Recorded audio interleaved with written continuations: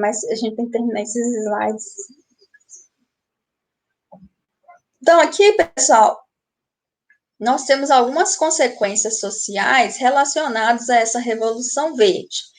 Algumas nós já falamos aqui, mas é preciso sistematizar na cabeça de vocês. Aumento da dependência em relação aos países desenvolvidos, que possuem essas tecnologias, concentração de terras. A concentração de terras leva como consequência ao êxodo rural. O êxodo rural gera como consequência problemas urbanos, né? Ocupação desordenada, surgimento de favelas, desemprego, criminalidade. Nós temos também a expansão da fronteira agrícola.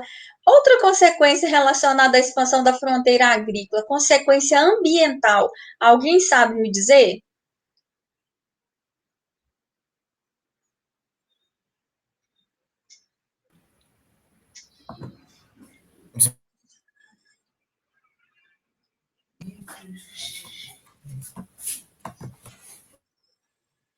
Não, gente.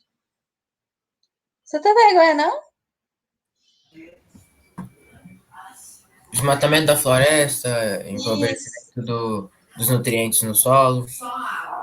Isso, nós temos consequências sociais, consequências econômicas e consequências ambientais. Uma das consequências ambientais é o desmatamento. Hoje, pessoal, pouco menos de 40%, existe pouco menos de 40% do cerrado.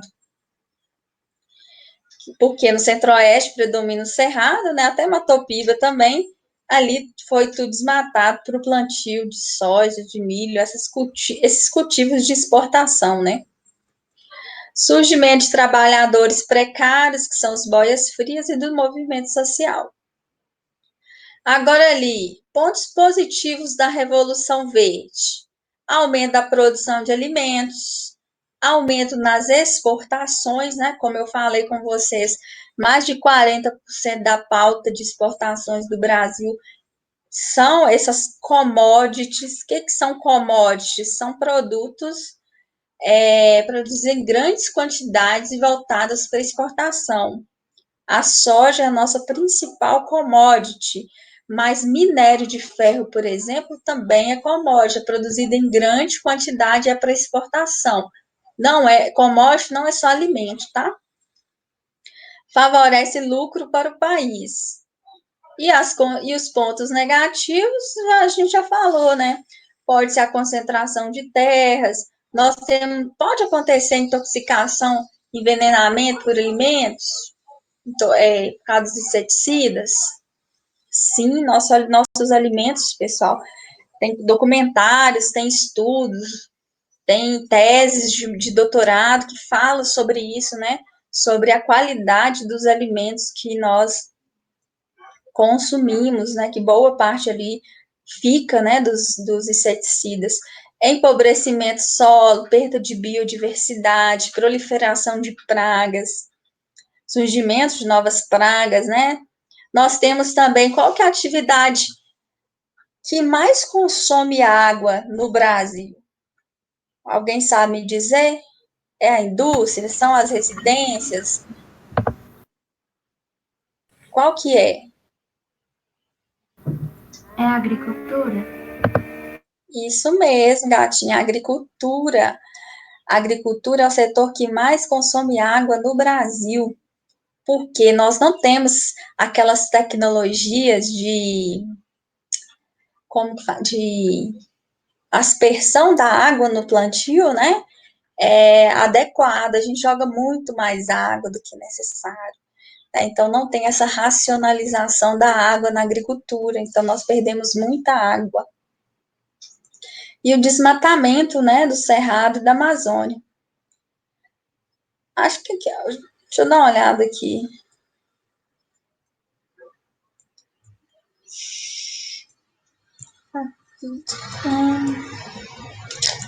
Eu acho 8h50. Que horas que acaba a nossa aula?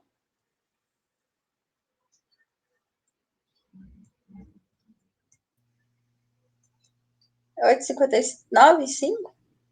8,55, eu acho. É 8,55. Tá. Que aqui eu vou começar a falar sobre a biotecnologia dos transgênicos e dos orgânicos. Vou falar aqui dos orgânicos, porque dos transgênicos demora um pouquinho, aí eu falo à tarde. Então, agricultura orgânica, pessoal, não sei se vocês já foram no supermercado e já observaram as prateleiras dos orgânicos. O orgânico, ele tem um preço muito maior do que o convencional. Por quê? No Brasil, isso é muito incipiente ainda, é muito recente. Existe um nicho de mercado pequeno no Brasil ainda que consome orgânico, porque é muito caro, né? Você consumir um produto sem que tivesse ocorrido ali a aspersão de inseticidas, né? Os fertilizantes são naturais, não são químicos. Então, é uma produção que não utiliza agroquímicos, fertilizantes, inseticidas, herbicidas, não utiliza sementes modificadas. É uma agricultura natural, né? Ou seja, não utiliza nada externo ao que a própria natureza oferece. Então, a adubação do solo é feita com matéria orgânica, compostagem. Vocês já fizeram isso, compostagem? Professora, aqui em casa a gente tem uma composteira. Só que a gente começou e não deu muito certo. Tem que ter uma série de medidas, né, para adotar, tem que estar exposto ao sol, tem que tampar. Eu já trabalhei em uma comunidade rural, porque o meu mestrado foi nessa área de comunidades tradicionais que moram no rural, e eles faziam, sabe, a gente levou curso de compostagem para eles.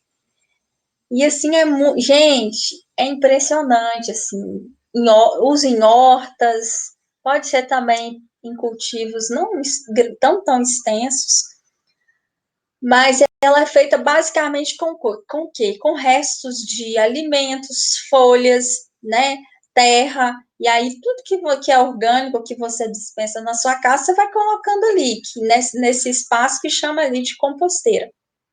E aí você tampa e esse negócio ali vai aquecendo, vai fermentando, vai decompondo, e isso dali vira uma terra fértil, né? Os nutrientes que estão presentes nos alimentos que você joga ali, eles vão se decompondo e misturando a terra. Aí fica um solo ali, né, rico em matéria orgânica.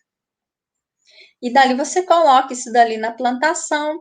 E assim, como que é feito o controle de pragas na produção orgânica, né? Eu já fui em fazendas na época de faculdade, né, estudando esse sistema agrícola, que o produtor lá, ele plantava café orgânico. Então, para evitar a praga, ele colocava um pé de café, um pé de mamona. Sabe aquelas mamonas, assim, aquela bolinha que você joga? Não sei se vocês já brincaram com isso, mas aquele pé de mamona, ele meio que afasta pragas, porque ele é um pouco tóxico. Mas a toxicidade disso dali é natural e ela evita pragas. Então, para contornar a questão das pragas, eles utilizam materiais orgânicos. Muitos misturavam, por exemplo, água com urina de vaca e asperja ali nas plantações, que também evita pragas. Então, são métodos naturais que vêm da própria natureza para evitar, para contornar esses problemas da produção. Então, é uma produção, digamos assim, com uma alimentação mais saudável, sem produtos químicos, né? Porque certos produtos químicos, quando você ingere, você pode acumular ele dentro do seu corpo. né? E esse produto químico pode gerar mutações que depois pode virar um câncer, pode causar uma diabetes na velhice. Então, muitos problemas hoje, né, os cientistas dizem que estão relacionados ao quê? A alimentação. E em função disso, né, da tomada de consciência ali, dessa forma de alimentação com agrotóxicos e inseticidas que não são tão saudáveis assim, existe hoje um pequeno nicho de mercado que compra só orgânicos. E o produto orgânico, ele é mais caro para produzir. Não porque gasta, assim, ela é cara sim, só que demanda muito mais tempo, muito mais dedicação do produtor. Nessa fazenda de café mesmo que eu fui, o produtor, ele falou assim comigo que demorou 10 anos para ele conseguir produzir livre de inseticidas, porque estava contaminado o solo dele de inseticida. Então demorou 10 anos para ele conseguir produzir uma boa quantidade para ele vender e livres de agrotóxicos. Então, tudo isso é muito caro, né? Mas existe e está aumentando.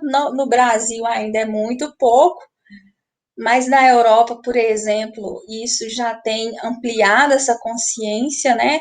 A Europa, países europeus, o Japão também, ele exige uma certa quantidade de agrotóxicos, né? Ó, só vou importar do Brasil se não utilizar tal e tal e tal agrotóxico, ou se não utilizar agrotóxico. Então, está sendo começando a criar essa consciência aí de uma produção mais saudável e natural. No Brasil, nós temos aqui uma produção, né, de orgânicos e que já conseguimos ali exportar, principalmente aqui, ó, café, mel, leite, açúcar e frango. Todos esses produtos aqui nós já conseguimos produzir sem ter nenhum químico no meio ali do seu processo. Então, pessoal, nós vamos ficar por aqui. À tarde, nós voltamos aqui na produção dos transgênicos e nós vamos falar também da agricultura familiar, né? Porque 70% do que você consome hoje na sua casa são os produtos oriundos da agricultura familiar, que não é esse convencional que nós falamos, não é tão esse orgânico, né, ideal, mas é um produto ali diferenciado, é um alimento produzido por grupos sociais diferenciados. Alguma dúvida? Hoje tem aula à tarde, né? Qual que é o horário da aula à tarde hoje? O horário de sábado,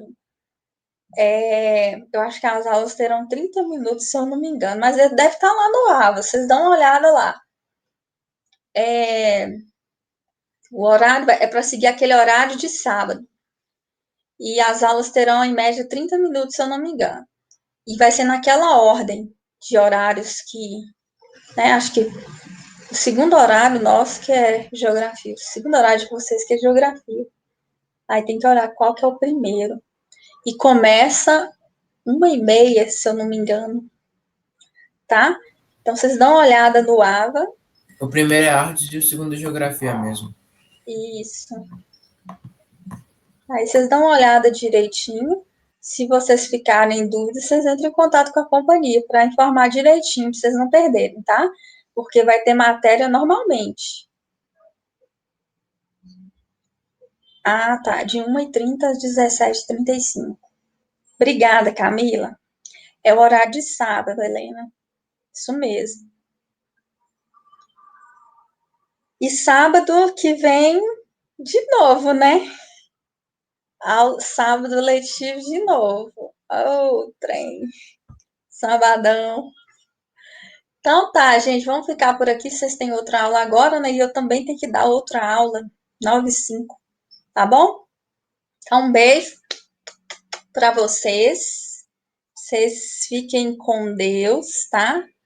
E qualquer coisa, eu estou à disposição de vocês para o que precisarem. Vou deixar a aula gravada lá no AVA, para quem não assistiu ou para quem quiser assistir novamente. Tchau. Tchau, professora. Obrigada pela aula. Nada, gatinha. Tchau, professor. Tchau. Tchau, professora. Tchau, Tchau, professora. professora. Tchau, gente. Um beijo para vocês.